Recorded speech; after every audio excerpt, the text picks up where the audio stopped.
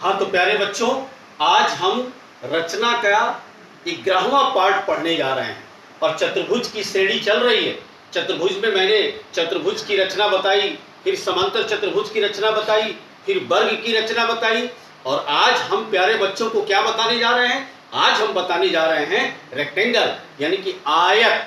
आयत का उदाहरण बहुत आपने देखा होगा, आपकी स्कूल के दरवाजे देख लो, वो आयत कहलाता है। बक्से का शेप भी आयत कहलाता है। मोबाइल का शेप भी, ये मोबाइल का शेप है, ये भी क्या हुआ? आयत कहलाएगा। तो आयत की बहुत सी चीजें हैं। घर में जो टीवी आप देखते हो दीवारों पर, लगभग वो भी आयत है।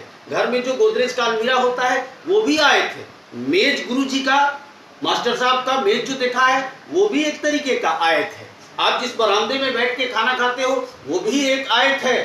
तो आयत के बारे में हम बड़ा इंटरेस्टेड चीज है, बहुत आनंद आएगा आपको। आयत के बारे में हम बताएंगे, उसकी विशेषता है और तब जाके उसकी रचना। आइए हम कागज पे आपको बताते हैं। तो ये बच्चों आयत, अंग्रेजी में इसको बोलते हैं रेक्टेंगुलर। और आयत क्या चीज होती है, जैसे हम पढ़ा चुके हैं आपको, वर्ग स्क्वायर के बारे में पढ़ाया था, पैरेललोग्राम के बारे में पढ़ाया था, यानी चतुर्भुज के बारे में आपको मैंने बता दिया है। उसी का चतुर्भुज का एक हिस्सा है ये आयत। नाम भी सुना होगा। और आयत को बड़े आसानी से आप समझ सकते हैं। जैसे स्कूल में आपके दरवाजे की शेप होती है ना, चौकट जो लगा होता है वो आयत है। आपके घरों में जो जंगले होते हैं वो भी एक आयत है। अक्सर आपने टेबल देखा होगा मास्टर साहब का, वो भी एक तरीके का आयत होता है। बहुत सी सारी चीज़ें आपको मिल जाएगी। बरामदा आपका देखिए, पूरा शेप आपका आयत का होता है। तो ऐसा चतुर्भुज जिसकी सम्मुख भुजाएं बराबर, सम्मुख भुजा का मतलब AB की सम्मुख भुजा DC, यानी DC और AB सम्मुख भुजा ये बराबर हो, और ये सम्मुख भुजा है इसकी, ये दोनों सम्मुख भुजा यानी कि BC की सम्मुख भुजा AD और AD की सम्मुख भुजा BC। तो ये सम्मुख भुजा आपस में बराबर हो, यानी कि AD बराबर BC और AB बराबर DC, और प्रत्येक कोण इसका 90 डिग्री का हो। वर्ग में क्या था? चारों भुजाएं बराबर हो, लेकिन अंतर है थोड़ा सा इसमें सम्मुख भुजा ही बराबर होनी चाहिए। ये अगर मान लो कि 4-4 सेंटीमीटर है तो ये भी 4, ये भी 4, और ये 6 है तो ये 6 और ये 6। इसके जो विकर्ण होते हैं, याद रहे, दो अपोजिट कॉर्नर को मिलाने वाली रेखा विकर्ण होती है। इसके विकर्ण लंबाई में बराबर होते हैं, और ये भी विकर्ण आपस में ये क्या करते हैं? बाइसेक्ट, यानी कि बिल्कुल समद्विभाजित करते हैं। ये बराबर ये और ये बराबर ये। आइए उसकी प्रॉपर्टीज और गुण के बारे में हमने आपको बताया था। पहला क्या है? AB बराबर DC व AD बराबर BC, मतलब सम्मुख भुजा ये आपस में बराबर है और ये सम्मुख भुजा आपस में बराबर है।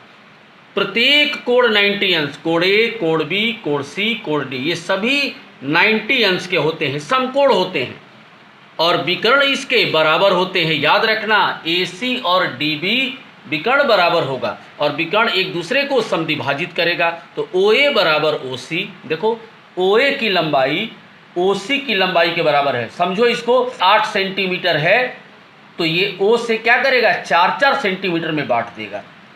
एक इसमें स्पेशल केस ये है कि जैसे ये कोई पैरेललोग्राम है, समांतर चतुर्भुज है, अगर किसी समांतर चतुर्भुज में एक कोण ये किसी कारण से 90 अंश अगर हो जाएगा तो ये समांतर चतुर्भुज क्या बन जाएगा? आयत बन जाएगा। याद रखना, इसीलिए मैंने कहा नोट, यानी बहुत इंपॉर्टेंट बात है बच्चों। यदि किसी समांतर चतुर्भुज का एक कोण 90 अंश हो तो वह आयत बन जाता है। क्यों? क्योंकि जो ही ये 90 होगा सभी अपने आप 90 हो जाएंगे, तो ये समांतर चतुर्भुज आयत बन जाएगा। अब मेरी जितनी भी बातें हैं इसके संबंध में आपको ठीक से समझ में आ गई होगी। आइए हम बेटा आते हैं इसकी रचना करें। अब देखिए, घरों में जब आप बैठे रहो तो आयत के लिए तमाम एग्जाम्पल देख सकते हो। जैसे मान लो दरवाजा, खिड़की, मेज, बरामदा, ये तमाम ऐसी चीज़ें आप देख सकते हो कि ये सारी चीज़ें आयत होती है। जैसे ये मोबाइल है, ये मोबाइल देखो, ये मोबाइल भी क्या है? रेक्टेंगल है। देखो ये सम्मुख भुजा हो गई तो इसकी लंबाई बराबर है, और ये सम्मुख भुजा हो गई, इसकी लंबाई के बराबर है। इस तरीके से कई शेप होगा। जैसे यही देख लो, जैसे ये स्केल आपके घर में होगा, ये देखिए ये भी एक क्या है, रेक्टेंगल है। तो रेक्टेंगल के कई भी चीज़, जैसे आपकी कॉपी होती है, कॉपी जो होता है, कॉपी का पेज वो भी रेक्टेंगल होता है। कॉपी का पेज कैसे होता है, मान लो ऐसे ही आपका कॉपी का पेज है, ये आपका कॉपी का पेज है, तो ये भुजा और ये भुजा आपस में बराबर होगी, और ये भुजा और ये भुजा आपस में बराबर होगी। यानी ये क्या हो गया, ये आपका आयत हो गया।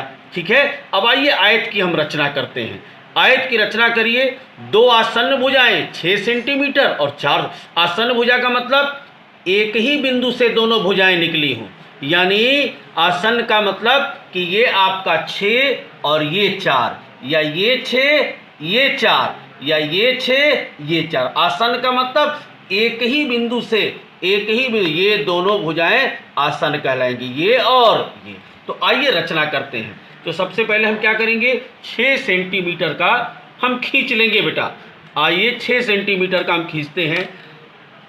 देखिए 6 सेंटीमीटर, तो ये 1 से शुरू करेंगे, जैसा कि हमेशा हम बताते आए हैं। चूंकि इधर दिखाई नहीं देता है, तो 6 का मतलब ये 1 से किए तो 7 तक जाएगा।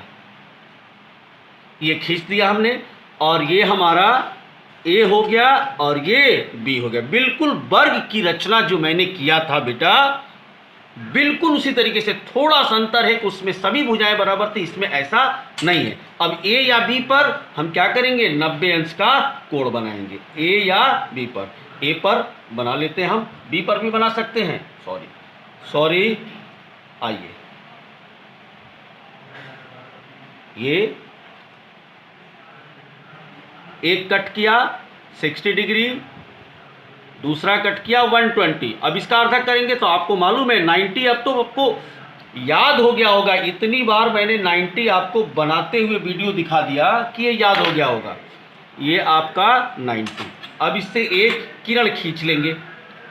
बोलचाल में एक्चुअल में ये किरण होता है, लेकिन रचना लिखते समय लोग रेखा लिख देते हैं, कोई गड़बड़ी नहीं है। वैसे एक्चुअल में क्या हुआ, किरण हुआ, और ये किरण हम खींच देंगे। अब इस पर कितनी, तो 4 सेंटीमीटर का हम चाप लगा देंगे। आइए 4 सेंटीमीटर यहाँ देखते हैं, 1 से लेंगे तो 5 तक जाएगा। ये आपका हो गया। तो यहाँ से हमने, क्योंकि हमको यही ज़रूरत है, 4 पर चाप लगा दिया बेटा। तो ये हमारी बिंदु क्या हो जाएगी, ये देखिए ये बिंदु हो जाएगी हमारी डी, ये डी बिंदु। तो यहाँ डी लिख देंगे। अब आप खुद जरा सोचो कि ये वाली भुजा, ये अब कितना हो जाएगा, 6 और ये 4, यानी यहाँ से 6 और यहाँ से 4। तो ये 4 हमने चाप लिया है पहले से, तो ये हमने क्या कर दिया, ये 4 लगा दिया पहले से, और फिर यहाँ से डी से हम क्या करेंगे, 6, तो वो लगा देंगे। ये देख लीजिए, एकदम 1 से लिया है तो 7 हो गया, तो 6 बन जाएगा ना, क्योंकि इधर एक छोड़ा है मैंने। तो ये आप ये डी बिंदु से आप ये काट देंगे, और ये बिंदु हमारा हो जाएगा, ये बिंदु हो जाएगा सी। तो ये हो गया सी। अब क्या करेंगे, मिला देंगे, सबको मिला दीजिए आप।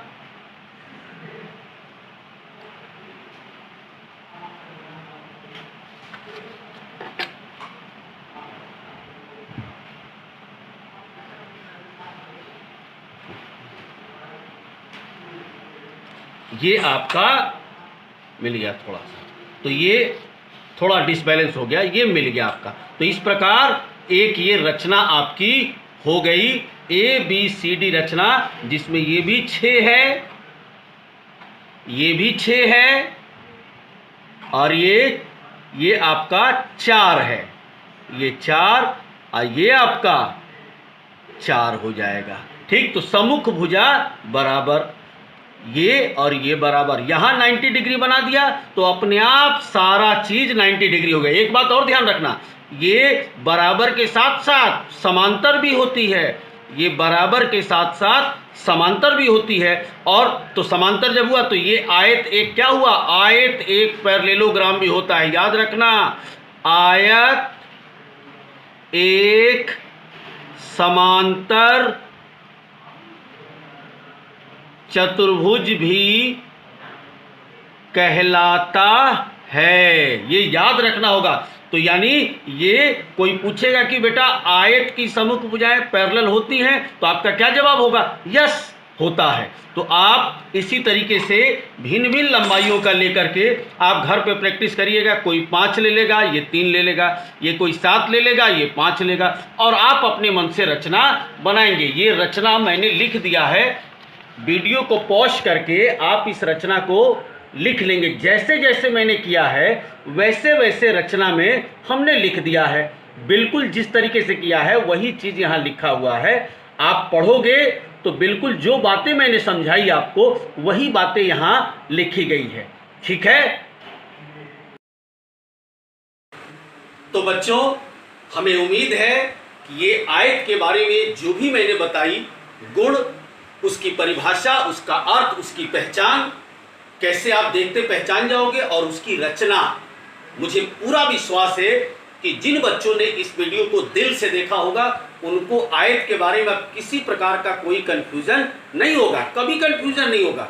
बस आप एक रचना जो हमने है उसकी माप अलग लेकर के आप दोबारा जरूर बनाओ और रचना को लिखो, लिखने की कोशिश करो, तो ये आपको बहुत अच्छे ढंग से ये रचना समझ में आएगी।